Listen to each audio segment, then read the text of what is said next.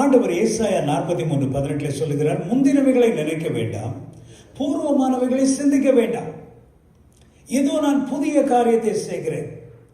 ஆண்டவர் புதிய காரியத்தை நம்முடைய வாழ்க்கையில செய்யும் பொழுது நாம பழைய காரியங்களையே பேசிக் கொண்டிருக்க கூடாது. புரியுதா? அதுதான் ஆண்டவர் இங்க சொல்றார். முந்தினவைகளை நினைக்க வேண்டாம். 24, 25, 23 கோவிட், அதுக்கு முன்னாடி என்ன நடந்தது என்று பேசிக்கொண்டே இருக்கக்கூடாது. அவைகளை விட்டு நாம் எதிர்காலத்தை நோக்கி அடியெடுத்து வைப்போம் என்று சொன்னால், கர்த்தர் நமக்கு கொடுக்கிற ஒரு பெரிய ப்ராமிஸ் என்னன்னா, இதோ நான் ஒரு புதிய காரியத்தை செய்கிறேன். The Lord says, do not remember the former things, nor consider the things of the old. Behold, I will do a new thing. So there is a connection. When you see that there is a link, there is a connection. முந்தினவைகளை நினைக்க வேண்டாம், பூர்வமானவைகளை சிந்திக்க வேண்டாம். Okay, அப்படி செஞ்சா என்ன ஆண்டவரே ஆகும்? ஆண்டவர் சொல்றார், நான் உன் வாழ்க்கையில புதுசா உன்னை செய்ய போறேன்றார். புதுசாவும் வாழ்க்கையில நான் உன்னை செய்யணும்னா நீ பழசையே பேசிக்கொண்டிருக்காது என்றார். ஸோ நம்முடைய வாழ்க்கையில வேதனைகள் வந்திருக்கலாம், துன்பங்கள் வந்திருக்கலாம், போராட்டங்கள் வந்திருக்கலாம். அருமையான சகோதர சகோதரிகளே, அருமையான தேவனுடைய பிள்ளைகளே, பழையவைகளை பேசிக் கொண்டிருக்காருங்க. You have to move forward. You know, sometimes all things come to an end. நம்முடைய வாழ்க்கையில சில வேளைகளிலே எல்லாமே ஒரு பழைய எல்லாமே ஒரு முடிவுக்கு வந்து விடுகிறது. திடீரென்று பார்த்தால் நமக்கு வேண்டியவங்க செத்து போறாங்க. Death in the family. திடீரென்று நமக்கு வர வேண்டிய ஒரு நல்ல ஃபேவர் நின்று போகிறது. ஏன் நின்று போயிடுச்சு? ஏன் ஆண்டவர் இப்படி செஞ்சுட்டாரு? சில நேரம் நம்ம யோசிக்க ஆரம்பிப்போம். சில நேரத்தில் நம்முடைய நெருங்கிய நண்பர்கள் நம்மை விட்டு போய்விடுவார்கள். சில நேரத்தில் சண்டை போட்டு கூட போயிடுவாங்க. சில நேரத்தில் டிரான்ஸ்ஃபர்ல போயிடுவாங்க. ஆனால் நம்ம வருத்தப்படும், ஐயோ அவங்க இருந்தால் நான் மிஸ் பண்ணுறேன் அவங்கள அப்படின்னு நம்ம சொல்லிக் கொண்டிருப்போம். ஆனால் ஒன்று தெரிந்து கொள்ளுங்கள், சில வேளைகளில் சில மாற்றங்களை தேவன் நம்முடைய வாழ்க்கையில கொண்டு வரும் பொழுது, always remember, instead of crying at that thing, always remember, God is going to do something new in my life. ஆண்டவர் என்னமோ ஒன்று என் வாழ்க்கையில புதுசா செய்ய போறாருன்றதை ஞாபகம் வைத்துக் கொள்ள வேண்டும். God is positioning you. ஆண்டவர் உங்களை பொசிஷன் பண்றார் என்பதை நீங்கள் மறந்து போகக்கூடாது. Hallelujah, glory to God, glory to God, glory to God. வாழ்க்கையில் நம்ம நிறைய எக்ஸாம்பிள்ஸ் அதுக்கு நம்ம சொல்லிட்டே போகலாம். நம்ம ஒரு ஏர்போர்ட்ல டிரான்சிட்ல இருக்கிறோம். டிரான்சிட்ல இருக்கிறதுனால நம்முடைய பிரயாணம் முடிந்து விட்டது என்று அர்த்தம் இல்லை. இன்னொரு ஃப்ளைட்டுக்காக நம்ம காத்துட்டு இருக்கிறோம். அதே மாதிரி லைஃப்ல சில நேரத்தில் ஒன்றுமே செய்யாத மாதிரி தெரியும், எங்கேயுமே போகாத மாதிரி தெரியும், டிலே ஆன மாதிரி தெரியும். No, no, no, no, no. You are going to reach your destiny. You are waiting for your next phase of life. You are waiting for the next season of your life. உங்களுடைய வாழ்க்கையிலே அடுத்த கட்டத்திற்காக நீங்கள் காத்து கொண்டிருக்கிறீர்கள். ஆகவே சில நேரத்தில் ஆண்டவர் எதுவுமே செய்யாத மாதிரி தெரியும். But I tell you friends, God is going to do something new in your life. God is taking you to another level. That's why God is preparing your heart. God is positioning you. ஆண்டவர் உங்களை ஒரு கட்டத்திலிருந்து இன்னொரு கட்டத்திற்கு கொண்டு போகிறார். So, you know, there are so many examples. Finally you reach your destination. வேதாகமத்தில் பார்க்கிறோம், ஆபிரகாமை பார்த்த ஆண்டவர் ஆதியாகமம் 12ஆம் அதிகாரத்தில் சொன்னார், நீ உன் தேசத்தையும் உன் இனத்தையும் உன் தகப்பனுடைய வீட்டையும் விட்டு நீ புறப்பட்டு போ என்று சொன்னார். Your success in life depends upon your ability to recognize the changes, God's timing and season for your life. நிறைய நேரத்தில் நம்முடைய வாழ்க்கையில ஏன் தோல்விகள், ஏன் நம்முடைய வாழ்க்கையில சில விஷயங்கள் நடக்கவில்லை, ஏன் நம்முடைய வாழ்க்கையில ஆண்டவர் ஒண்ணுமே செய்ய மாட்டேன்றார், இந்த மாதிரி நிறைய கேள்விகள் வருது. ஐ எம் ஷியோர், ஏன்னா நான் 39 வருஷம் நான் பாஸ்டரா ஃபங்க்ஷன் பண்ணி கொண்டிருக்கிறேன். அது மாத்திரம் இல்லை, ஊழியத்தை செய்து இது 49வது வருஷம் எனக்கு. I have come across so many Christians. Most of them are depressed, frustrated. They're all giving up, running away from God like the prodigal son. They don't want God. They hate church. They hate ministry. They hate the people of God. Pastor, தேவனுடைய பிள்ளைங்க ஊழியம் செய்ய அங்க போறீங்க போற நீங்க சொன்னீங்கன்னா உங்களுக்கு பிடிக்காது. Reason என்னன்னு சொன்னா, they are angry at God. They don't understand God's ways. The reason is your success in life depends upon your ability to recognize the changes. வாழ்க்கையிலே மாற்றங்கள் வரும்பொழுது ஏன் வருகிறது என்பதை உங்களாலே புரிந்து கொள்ள முடியாவிட்டால் உங்கள் வாழ்க்கையிலே நீங்கள் வெற்றியை அடைய முடியாது. ஆண்டவர் மாற்றங்களை கொண்டு வரும் பொழுது ஏன் வாழ்க்கையில் இப்படி ஒரு மாற்றம்? கவனிங்க, மாற்றம் சொல்லும்போது நல்ல மாற்றத்தை மட்டும் நான் சொல்லவில்லை, கெட்டதும் மாற்றங்கள் தான். அதான் சொன்னேன், death in the family அது ஒரு நல்ல விஷயம் இல்லை. Beloved ones leaving us, it's not a good thing. But there is a change in your life. God is bringing a change. Your success in life depends upon your ability to recognize the changes, God's timing. தேவன் எந்த வேளையிலே, எந்த காலத்திலே, எந்த கட்டத்திலே எதை செய்ய விரும்புகிறார் என்பதை புரிகிற அறிவு நமக்கு வேண்டும். அருமையான மகனே, மகளே, உங்களுடைய வாழ்க்கையில தேவன் மாற்றங்களை கொடுக்கும்போது ஆண்டவர்கிட்ட சண்டை போடாதீங்க. சிலர் நம்ம ஒரு தவறான நிறைய எண்ணங்கள்லாம் வச்சுருக்கோம். உபவாசம் பண்ணி என்ன பண்ணுறோம் பாரு, நாம் ஆண்டவர்கிட்ட சண்டை போட்டு நான் இப்போ வாங்கிடுவேன், நான் அதெல்லாம் ஒன்றுமே நடக்காது. நான் சொல்கிறேன், உபவாசம் பண்ண வேணாம்னு சொல்ல. I believe in fasting and prayer. But ராங்காக ஃபைட் பண்ணக்கூடாது நம்ம. ஏன்னா அதுதான் தேவனுடைய சித்தமாக இருக்கும். அதுக்கு விரோதமாகவே நீங்கள் உபவாசம் போட்டுருந்தா எப்படி? You need to find out the plans of God, the will of God. இது ஆண்டவருடைய சித்தமா, இது ஆண்டவர் தான் இதை அனுமதித்தாரா? நம்ம எல்லாமே கெட்டதாக தான் பிசாசுல இருந்து வருதுன்னு நினச்சிக்குவோம். இல்லை, சில நேரத்தில் ஆண்டவர் யோசேப்பை குழிக்குள்ளே போட்டது ஆண்டவர்கிட்ட தான் வருது. அவன் குழிக்குள்ளே கிடக்கிறான், அதுக்கு நல்ல விஷயமா இல்லை, பாலும் கிணத்துக்குள்ளே கிடக்கிறான். That's not a good thing, but it happened because God allowed Joseph to go into the pit. அது ஒரு சீசன். ஆனா அதே யோசேப்பை அடுத்த முறை தூக்கி ஆண்டவர் எங்க வைத்தாரு? அரண்மனையில வைத்தார், பிரதம மந்திரியாக மாற்றினார். அதுவும் ஒரு சீசன். சிறைச்சாலைக்குள்ள இருந்தா அதுவும் ஒரு சீசன் அவருடைய வாழ்க்கையில. யோசேப்பு அவனோடு இருந்தார். அவர் ஜெயிலுக்குள்ள இருந்தாலும் அங்கேயும் யோசேப்பு அவனோடு கூட இருந்தார். ஸோ ஆபிரகாமை பார்த்து ஆண்டவர் சொன்னார், நீ உன் தேசத்தையும் உன் இல்லத்தையும் உன் தகப்பனுடைய வீட்டை விட்டு நான் உனக்கு காண்பிக்கும் தேசத்திற்கு நீ புறப்பட்டு போ. அப்போ இவர் இந்த ஊரில் இருக்கிறாரு. இப்போ ஆண்டவர் சொல்றாரு, நீ இந்த ஊருக்கு புறப்பட்டு போ.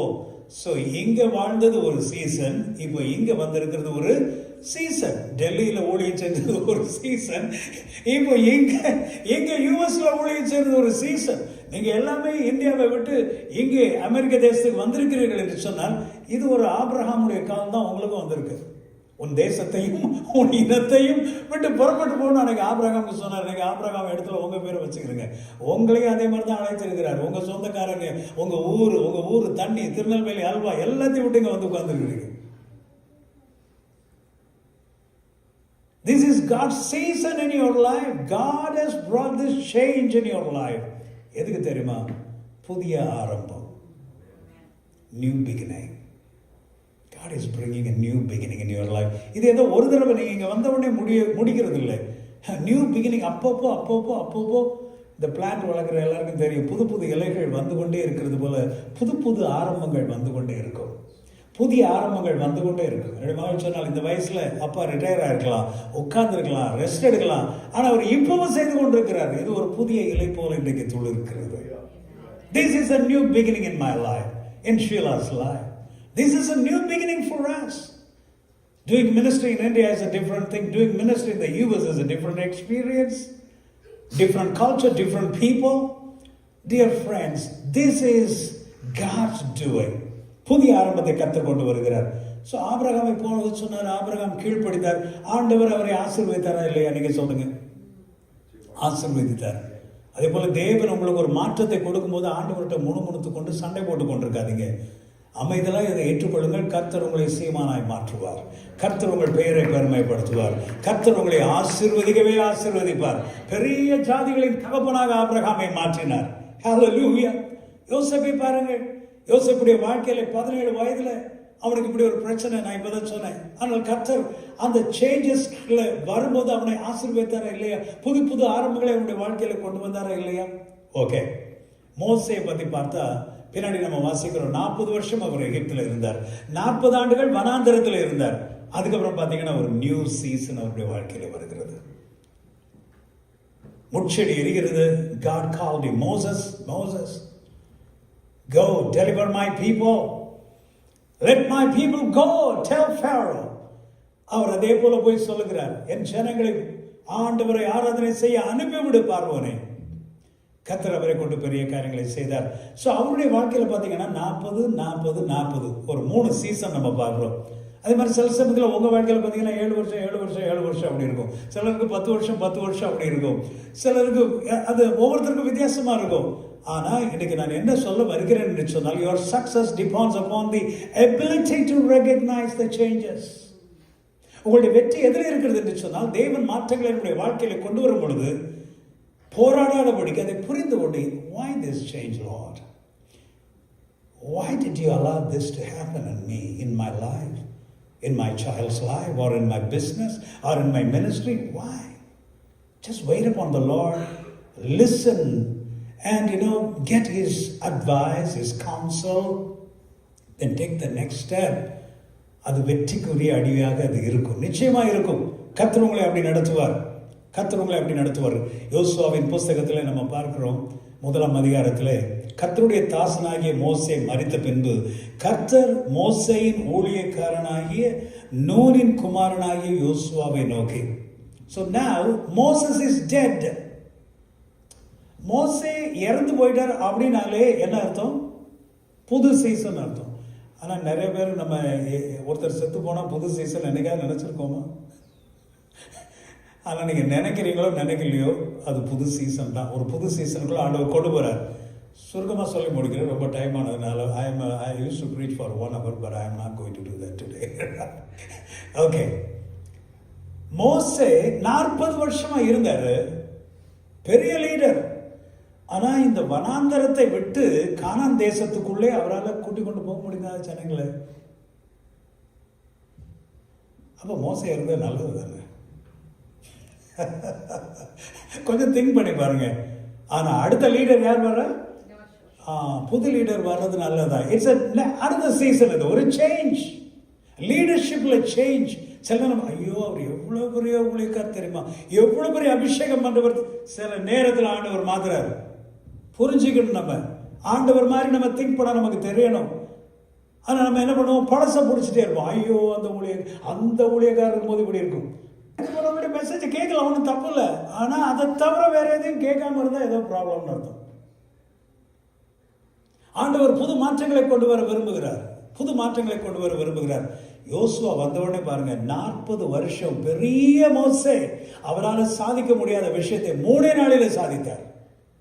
எரிகோவின் மதிலை பிடித்தார், உடைந்தது. எரிகோவை பிடித்தார். அது மாத்திரமல்ல, குதிரையில ஏறி ஃபைட் பண்றார். சூரியனும் சந்திரனும் நின்றது. 31 ராஜ்யங்களை அவர் ஜெயித்தார். மோசே இருந்தது நல்லது தானே? இல்லைன்னா இன்னும் 80 வருஷம் வனாந்தரத்திலே சுத்திட்டு இருந்திருப்பான். ஆனா 3 நாள்ல ஆண்டவர் அத்தனை தேசங்களை பிடித்து கானான் தேசத்தில் பங்கிட்டு தான் ஜாஷுவா செத்தார். ரைட்? சில நேரத்தில் லீடர்ஷிப்ல மாற்றம் வருவது நல்லது என்பதை நம்ம மறந்து போகக்கூடாது. Always remember, link your self with God, what God is doing in your life. Link what God is doing in your life. அதை மறந்தே போயிடக்கூடாது. Sometimes as God brought Joshua for Israelites, God will bring some people into your life.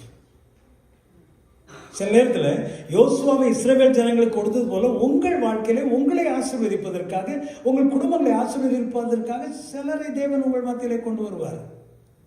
சில நண்பர்களை உங்களுக்கு கொடுப்பார்.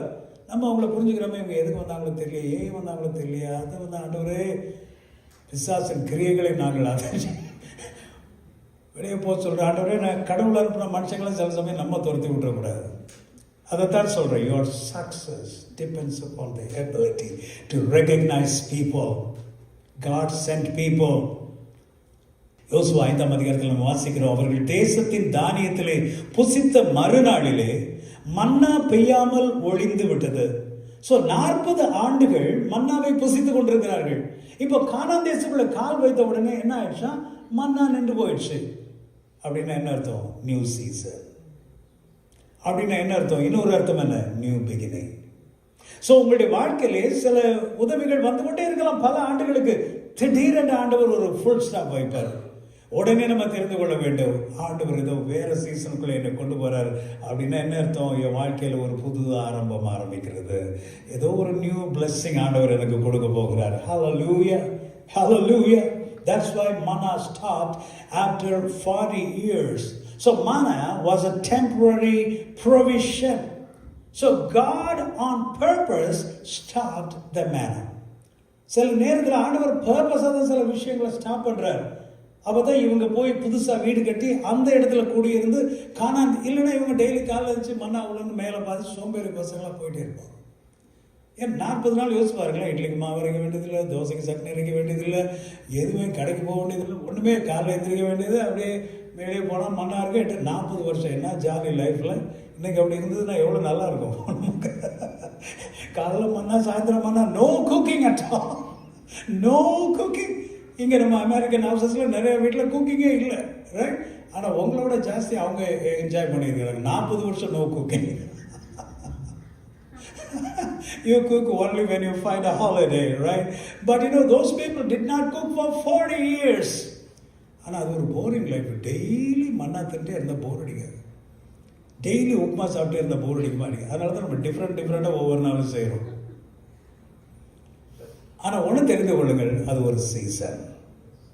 தேவன் உங்களுக்கு கிடைத்த நன்மைகளை நிறுத்தி விட்டார் என்று சொன்னால் அதை விட பெரிய நன்மையை தேவன் உங்களுக்கு கொடுக்க போகிறார், பெரிய ஆசீர்வாதத்தை உங்கள் வாழ்க்கையில் கொடுக்க போகிறார். Always remember, when something ceases in your life, that's the indication that increase is going to come.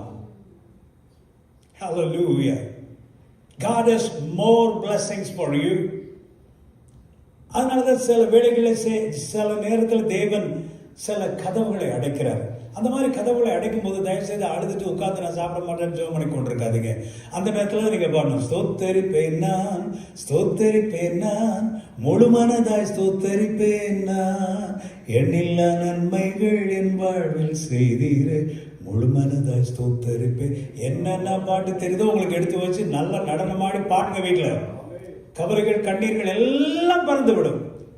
இந்த லென்டன் சீசன்ல நம்ம ஊர்ல இந்த பழைய கீர்த்தனையில் பாடுவாங்க, என் மீட்பர் உயிரோடி இருக்கையிலே எனக்கு என்ன குறை உண்டு நீ சொல் மனமே, கவலைகள் தீர்ப்பார், கண்ணீர் துடைப்பார், கடைசி மட்டும் கைவிடாதிருப்பார்.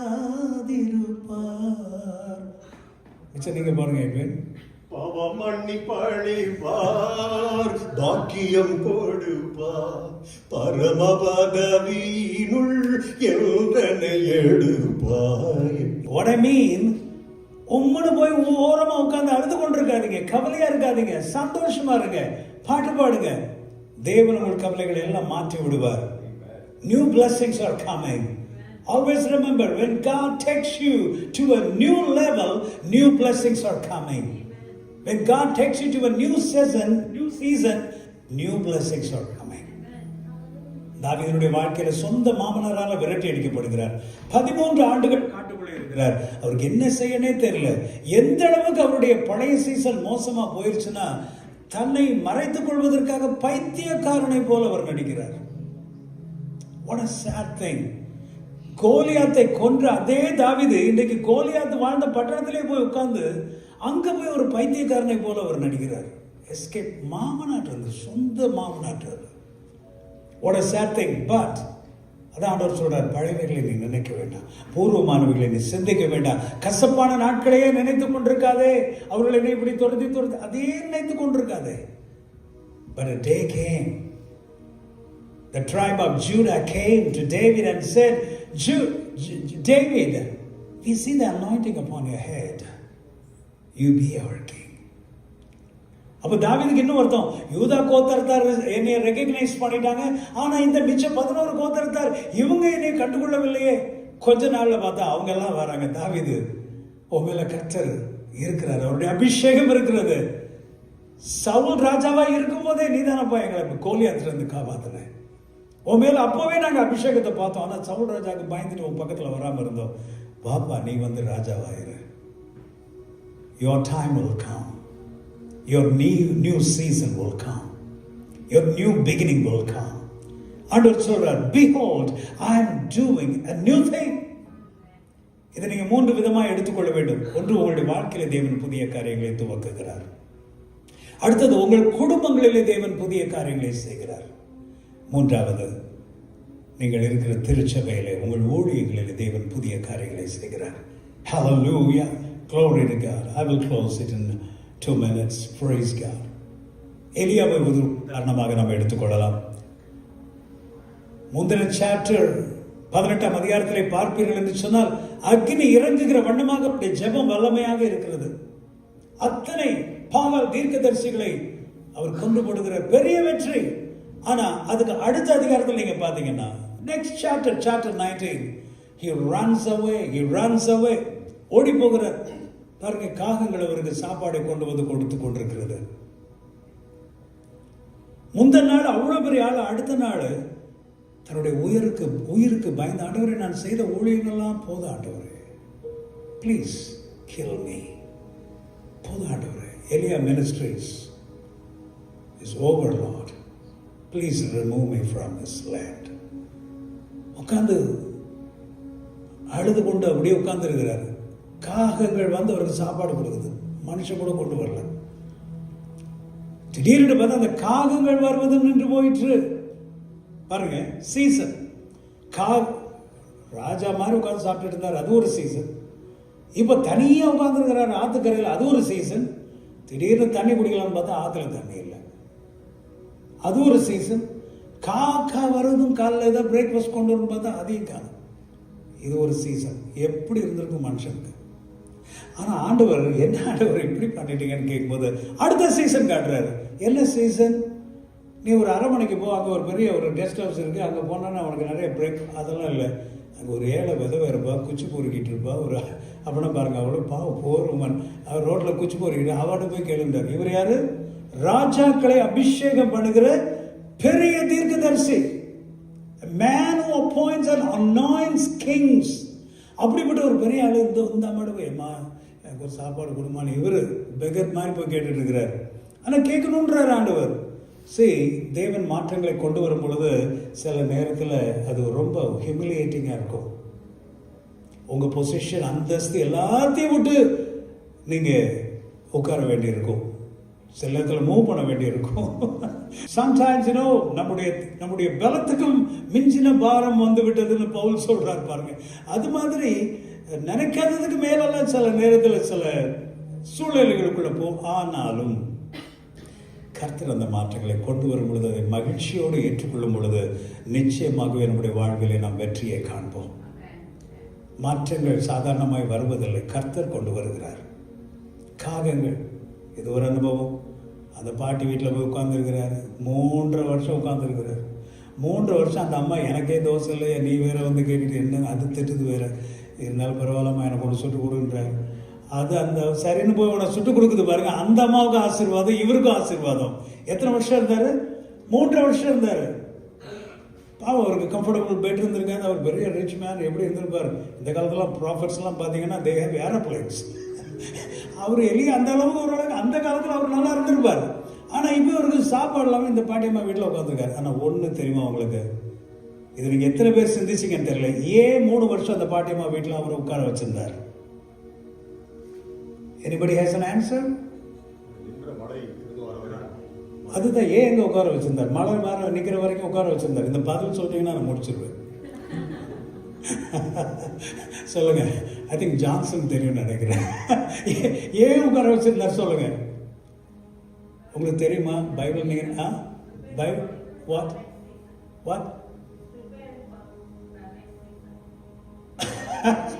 That's a cool answer. God prepared him for the next season.